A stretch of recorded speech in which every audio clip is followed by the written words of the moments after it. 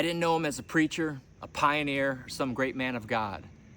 I knew him as a 90-year-old great-grandfather that I called Gramps.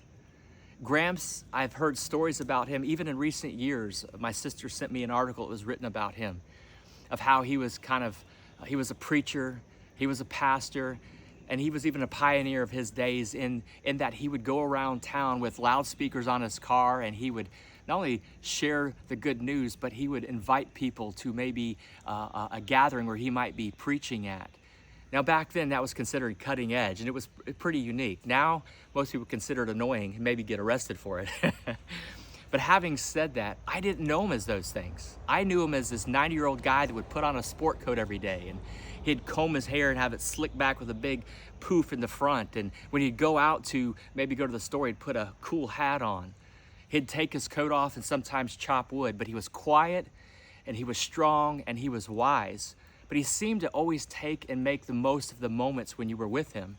I remember this particular family gathering when all of us were gathered, the saints and the sinners. We had the rowdy bunch and those that loved Jesus and everybody in between.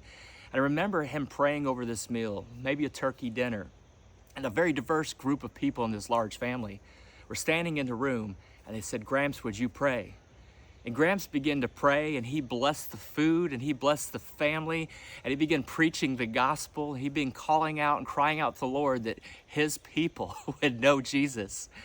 And I remember as a little boy taking a sneak peek, and I opened my eyes and looked around the room, and the saint and the sinner began having tears come to their eyes, and people were wiping their eyes as he's just praying over a meal. And as now at this stage in my life, I start thinking about what have I done in my last 9 years, let alone my last 90 years. And it came to me that I thought when I was reading Colossians chapter 4, and the apostle was in chains, chained to a guard under house arrest.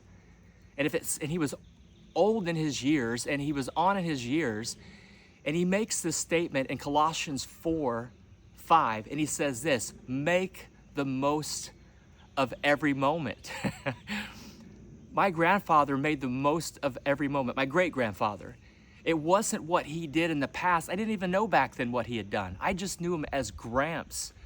But he made the biggest impact on my life. The greatest moment ever in his life, in my life, was when he prayed and made the most of every moment.